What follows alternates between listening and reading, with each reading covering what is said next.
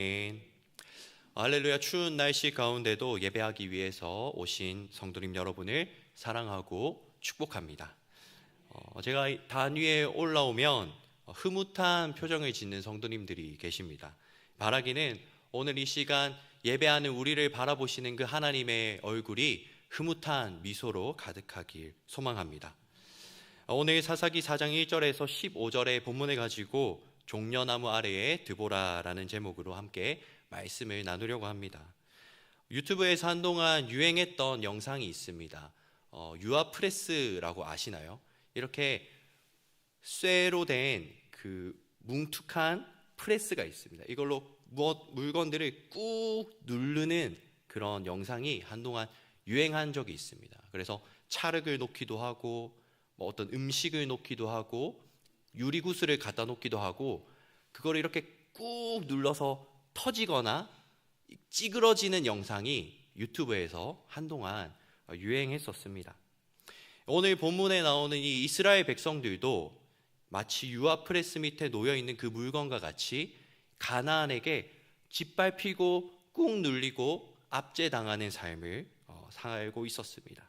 함께 3절의 말씀을 같이 보겠습니다. 3절을 보시면 야빈 왕은 철병거 900대가 있어 20년 동안 이스라엘 자손을 심히 학대했으므로 이스라엘 자손이 여호와께 부르짖었더라. 아멘. 이 가나안의 왕이었던 야빈 왕에게 철병거가 900대가 있었다라고 하죠. 그래서 이 철병거 900대를 가지고 20년 동안을 이스라엘 자손을 심하게 학대했다라고 합니다. 여기서 이 학대하다라는 말이 히브리어로는 라하츠라고 합니다. 이 라하츠는 짓누르다, 쥐어짜다라는 의미를 가지고 있습니다. 그러니까 이스라엘 백성들이 이 가나안 왕 야빈에게 완전히 짓눌리고 쥐어짜이는 그런 삶을 살았다라는 것이죠.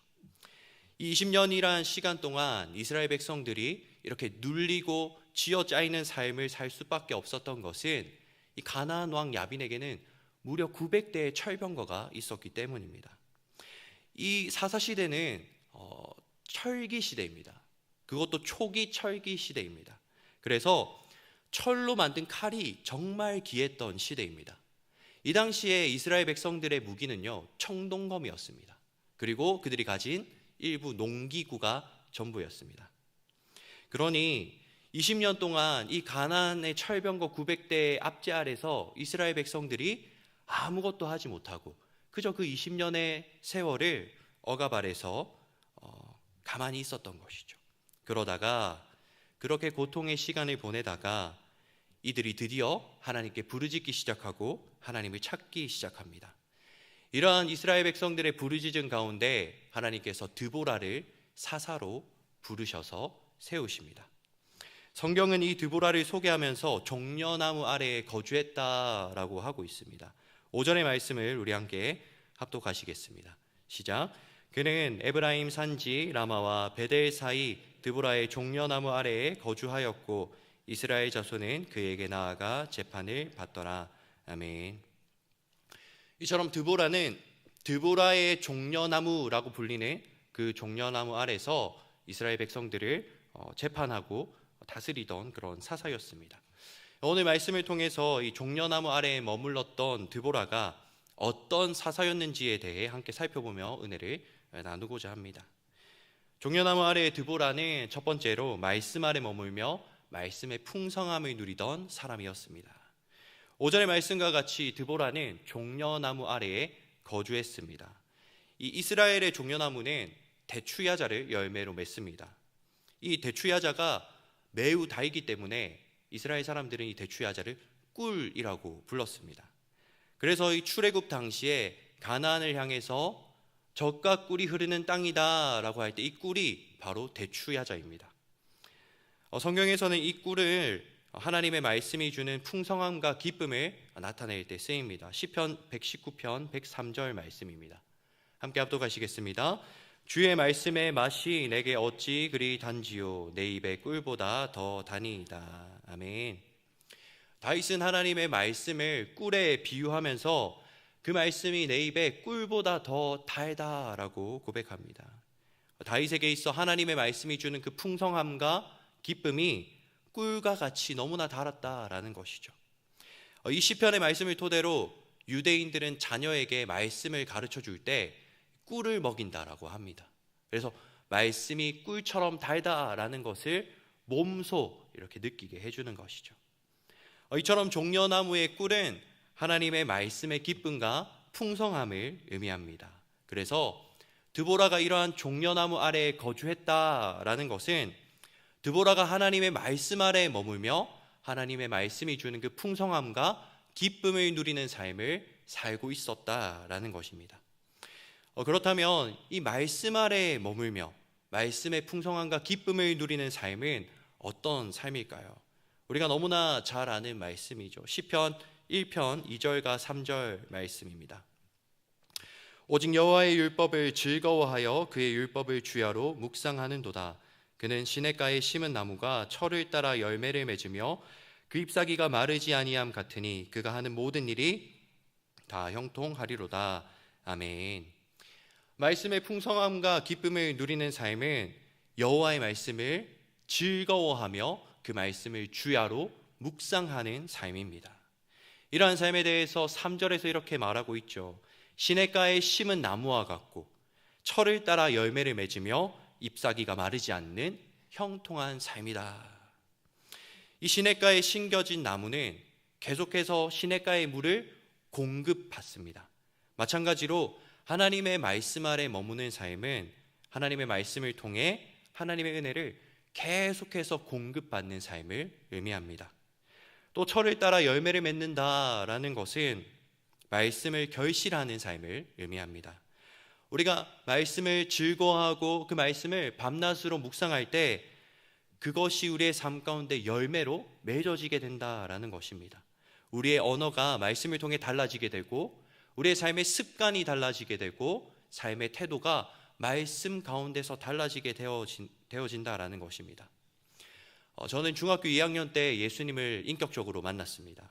예수님을 만나기 전에 제 삶은 학교가 끝나고 나면 바로 집에 와서 컴퓨터부터 켜고 잠들기까지 게임만 하는 게임 중독의 삶이었습니다. 그러던 중에 이제 여름 수련회에 참가하게 됐고 그곳에서 이제 예수님을 인격적으로 만나게 되었습니다. 수련회가 끝나고 나서 집에 돌아왔을 때 제가 제일 먼저 했던 일은 컴퓨터를 켜는 것이 아니었습니다. 바로 말씀을 펴는 것이었습니다. 그 뒤로는 학교가 끝난 뒤에도 제 마음 가운데 게임을 하고 싶은 마음보다 말씀을 보고 싶은 마음이 더 크게 느껴졌습니다. 그렇게 제 삶은 차츰차츰 달라지기 시작했고 제 삶에서 게임은 완전히 사라지게 되었습니다. 방과 후에도 말씀을 펴고 말씀을 묵상하는 그 습관과 태도로 삶의 열매가 맺어지게 된 것입니다. 이처럼 우리가 말씀을 묵상함으로 삶의 변화를 경험하고 삶 가운데서 그 말씀의 열매를 맺어가는 것이 철을 따라 열매를 맺는 삶입니다. 마지막으로 잎사귀가 마르지 아니함과 같다라고 하는 것은 말씀을 통해 하나님께 견고하게 붙어있는 삶을 의미합니다. 바람이 세차게 불 때 시들어버린 잎사귀는 나무에서 쉽게 떼어져 흩날리게 됩니다. 그러나 나무에게서 수분과 영양을 잘 공급받은 건강한 잎사귀는 세찬 바람이 불어와도 나무에서 떨어지지 않습니다. 말씀 아래 머무는 삶도 이와 같습니다. 인생의 풍파가 찾아와도 하나님께 견고하게 붙어 있어 하나님과 변함없이 동행하는 삶을 살아가는 것이 말씀 아래 머무는 삶입니다. 이것이 말씀 아래 거할 때 우리가 누리게 되는 하나님의 풍성한 은혜입니다. 말씀을 통해 주시는 이 하나님의 풍성한 은혜가 여러분 가운데 사모되어 지십니까? 그렇다면 우리 또한 종려나무 아래의 드보라와 같이 말씀 아래 머무는 삶을 살아가겠다 결단하는 은혜가 이 시간 있길 축복합니다. 우리가 이 결단을 우리의 삶에서 어떻게 적용해 볼 수 있을까요? 먼저는 우리의 삶의 우선순위를 하나님의 말씀에 둘 수 있을 것입니다. 이 하나님의 말씀을 우리가 좋아하는 드라마보다 또 친구를 만나는 것보다 또 쉼을 선택하는 것보다 먼저 하겠습니다 라고 결단하면서 이 삶의 우선순위와 습관을 바꿔갈 수 있을 것입니다. 또 말씀을 호시탐탐, 시간이 되든 여유가 되든 그 가운데 말씀을 묵상하는 삶을 결단할 수도 있을 것입니다. 우리가 어딘가로 이동하거나 아니면 누군가를 만나기 전에 그 기다리는 시간 가운데서도 간단하게는 우리의 휴대폰을 켜서 성경을 묵상할 수도 있겠죠. 또 새생명 전도 축제 때 조혜련 집사님이 알려준 것처럼 우리가 단톡방을 만들어서 말씀을 읽고 녹음해서 공유하는 것도 말씀 아래 머무는 좋은 방법일 것입니다. 우리 마음 가운데에 이 하나님의 말씀을 사모하며 즐거워하는 마음이 있다면 어떤 방법으로든 이 꿀송이보다 더한 하나님의 말씀의 은혜를 풍성히 누릴 수 있게 될 줄 믿습니다.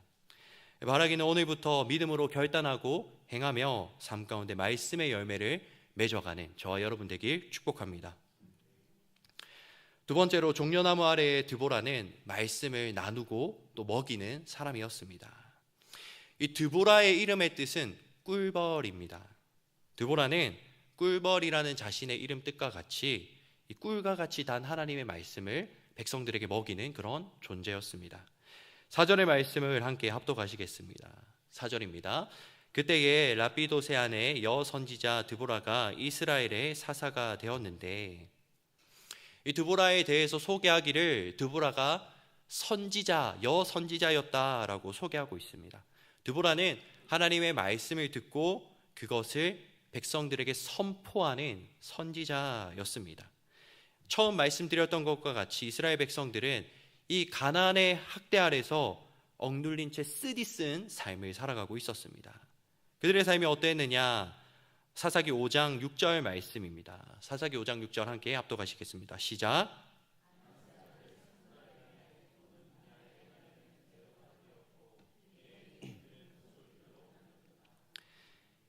이 가나안의 앞지 아래 대로가 비었고 또 행인들은 오솔길로 다녔다라고 하죠. 이 가나안이 이스라엘의 남북을 오가는 길을 딱 막고 있어서 가나안 사람들은 길게 잘 뻗은 그 대로를 다녔지만 이스라엘 백성들은 둘러서 오솔길, 뒷길로 다닐 수밖에 없었다라는 것입니다. 이 오솔길이 히브리어로는 꼬인 길, 뒤틀린 길이라는 의미를 가지고 있습니다. 그래서 이스라엘 백성들은 이 꼬여 있는 길, 뒤틀려 있는 길, 그런 길로 다닐 수밖에 없었던 것이죠. 이 가나안의 학대 아래 이스라엘 백성들은 길조차도 제대로 다닐 수 없는 그렇게 뒤틀리고 꼬인 삶을 살고 있었습니다. 이러한 이스라엘 백성들에게 드보라는 마치 꿀을 날려다 주는 꿀벌과 같이 하나님의 말씀을 그들에게 나르고 그들에게 먹이는 존재였습니다. 인생의 소망과 기쁨과 희망을 잃어버린 인생의 쓴맛 맛을 느끼고 살아가던 이스라엘 백성들에게 드보라가 하나님의 말씀 가운데 담겨져 있는 그 소망과 위로와 기쁨을 전해주었다라는 것입니다. 쓰디쓴 그들의 인생 가운데 꿀송이보다 더단 하나님의 말씀이 드보라를 통해서 이스라엘 백성들에게 계속해서 흘러갔던 것이죠. 우리는 또 다른 본문에서도 이 쓰디쓴 삶을 살았던 이들에게 꿀보다도 더단 하나님의 말씀이 전해졌던 장면을 발견할 수 있습니다. 마가복음 1장 1절입니다. 하나님의 아들 예수 그리스도의 복음의 시작이라. 이 네로 황제가 로마 대화재의 원인을 그리스도인들에게 뒤집어 씌우면서 기독교 역사상 가장 큰 박해가 일어나게 됩니다. 이 기록에 따르면 그리스도인들을 잡아다가 그들을 기둥에 매달고 그들을 기름으로 붙인 채 불을 붙이고 거리에 가로등으로 썼다라고 합니다. 또 그리스도인들의 가죽을 벗겨서 짐승들에게 먹이로 주는 등의 말로 닿을 수 없는 박해를 이 당시 행했다라고 합니다. 이러한 박해 가운데 그리스도인들이 어디로 숨었느냐? 바로 카타콤이라는 곳으로 숨었습니다. 이 카타콤은 당시에 무덤으로 쓰이던 굴입니다. 이 기독교인들이 무덤으로 쓰이는 그 굴 속에 들어가서 박해 가운데서도 끝까지 그들의 믿음을 지켜나가고자 했던 것이죠. 그렇게 캄캄한 그 무덤 아래서 움츠려 있던 이들에게 한 통의 파피루스 편지가 도착하게 됩니다. 그 편지가 바로 마가복음인 것이죠. 이들이 마가가 보냈던 이 파피루스 편지를 열자마자 보게 된 글이 바로 이 마가복음 1장 1절입니다. 하나님의 아들 예수 그리스도의 복음의 시작이라. 박해 가운데에서 가족을 잃고 삶의 터전을 잃고 또 쓰라린 삶의 고통 가운데 있었을 그리스도인들에게 이 마가복음의 첫 시작인 예수 그리스도의 복음이 그 무엇보다 달고 귀한 하나님의 말씀으로 그들에게 전해졌던 것입니다. 사사시대에도 그리고 신약시대에도 하나님의 말씀을 이처럼 전하고 나누는 이들이 있었습니다. 그렇다면 오늘 꿀송이보다 더단 그 하나님의 말씀을 나누며 흘려보낼 사람은 누구일까요? 바로 이 시간 말씀 아래서 머물고 있는 저와 여러분인 줄 믿습니다. 그래서 우리의 삶이 이 말씀을 듣고 묵상하는 삶을 넘어서 그 말씀을 나누고 또 선포하고 간증할 때 말씀 가운데 담겨있는 그 하나님의 생명과 기쁨과 위로와 평안이 우리를 통해 흘러가게 될 줄 믿습니다. 우리가 일상 가운데에서 그 하나님의 말씀을 나누고 흘려보낼 방법은 정말 많이 있습니다. 우리가 묵상하면서 은혜가 됐던 말씀을 간단하게는 카톡으로 써서 보내줄 수도 있겠죠. 아니면 그 말씀을 인터넷에서 검색하면 요즘은 말씀 캘리그라피나 이미지가 너무 잘 되어 있습니다. 그걸 이렇게 캡처해서 또 보내줄 수도 있겠죠. 더 나아가서는 우리가 일상의 대화 가운데에서 말씀을 통해 주셨던 그 하나님의 은혜를 우리가 나눌 수 있을 것입니다. 그렇게 계속해서 우리가 말씀을 나누고 흘려보낼 때 로마서 12장 15절과 같은 은혜가 우리의 삶 가운데 있을 줄 믿습니다. 로마서 12장 15절 말씀 함께 합독하시겠습니다. 즐거워하는 자들과 함께 즐거워하고 우는 자들과 함께 울라. 아멘. 하나님께서 말씀 가운데 주시는 그 기쁨을 통해 기뻐하는 자들과 우리가 함께 기뻐하는 것입니다. 또 말씀 가운데 주셨던 그 하나님의 위로를 가지고 우는 자에게 가서 우리가 그들과 함께 울며 그 말씀을 흘려보내는 것입니다. 그래서 바라기는 우리가 등교하는 자녀들에게 또 출근하는 남편에게 가정을 돌보는 아내와 또 우리 주변의 이웃들에게 이 드보라와 같이 꿀보다 더 단 하나님의 말씀을 나누고 그 하나님의 말씀 가운데 담겨있는 기쁨과 위로와 평안과 소망을 나누고 흘려보내는 이 시대의 꿀벌로 쓰임받기를 축복합니다. 마지막으로 종려나무 아래의 드보라는 순종의 사람이었습니다. 드보라가 이제 하나님의 말씀에 따라서 바락이라는 한 사람을 불러옵니다. 그리고 그를 군대 지휘관으로 삼아서 10,000명의 군사를 이끌고 다볼산으로 올라가서 기다리라고 얘기합니다. 그리고 이 바락에게 하나님의 말씀을 전해줍니다. 함께 7절, 본문의 7절 말씀 함께 합독하시겠습니다. 시작. 내가 야빈의 군대 장관 시스라와 그의 병거들과 그의 무리를 기손강으로 이끌어 내게 이르게 하고 그를 내 손에 넘겨주리라 하셨느니라. 아멘.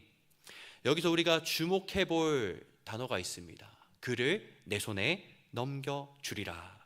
사사기에서 반복해서 등장하는 표현이죠.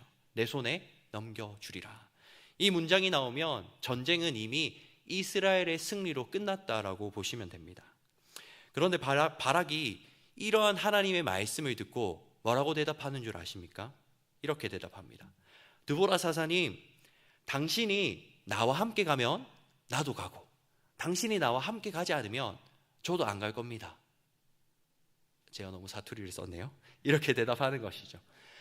아니, 초등학생도 아니고 당신이 가면 나도 가고 너가 안 가면 나도 안 갈래. 이렇게 반응하고 있는 것입니다.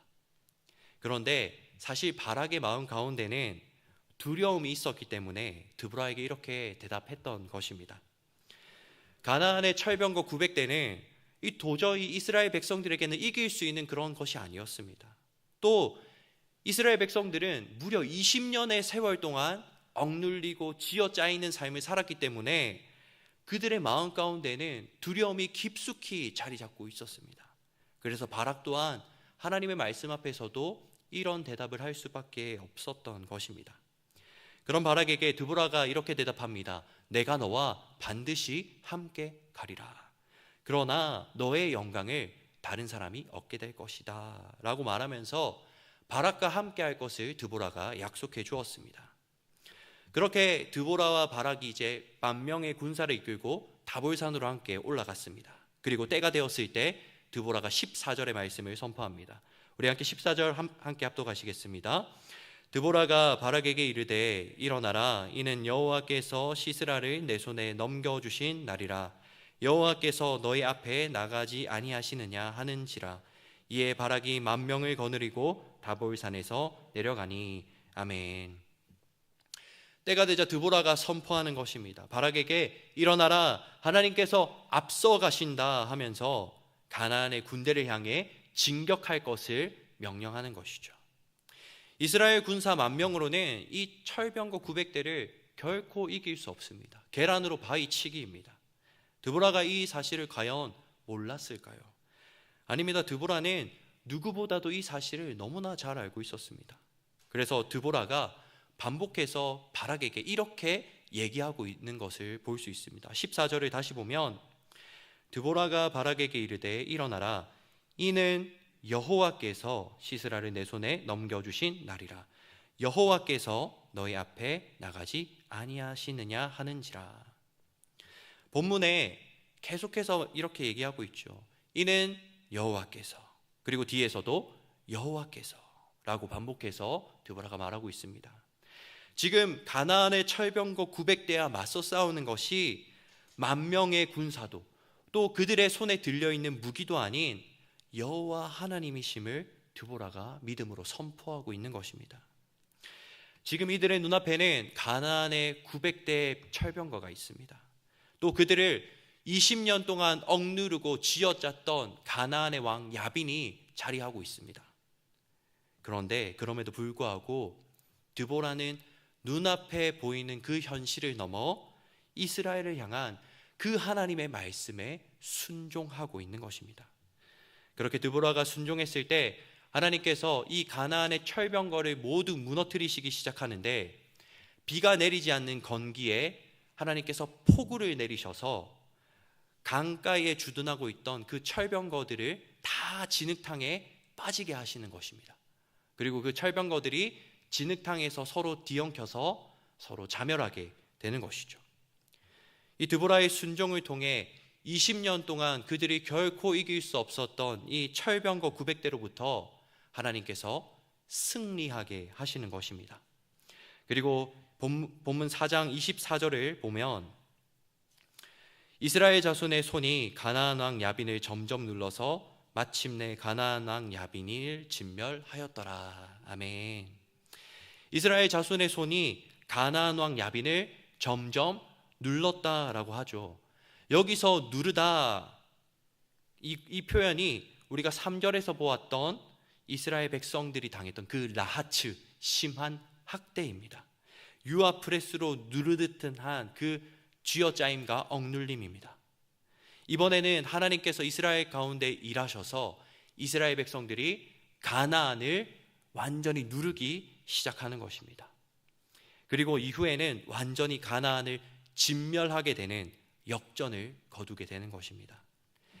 이스라엘 백성들이 하나님의 목전에서 죄를 범하며 불순종했을 땐 그들이 가나안의 손에 20년을 눌려 살았지만, 드보라가 하나님의 말씀 앞에서 순종했을 때 하나님께서 가나안을 그들의 손에 넘겨주셔서 가나안을 반대로 누르게 하셨고, 결국에는 진멸하게 하시는 역전을 거두게 하신 것입니다. 우리의 삶 또한 드보라와 같이 하나님의 말씀 앞에서 순종하는 삶이 되길 축복합니다. 때때로 가나안의 철병거 900대와 같이 우리가 마주하는 현실이 너무나 버겁고 클 때가 있습니다.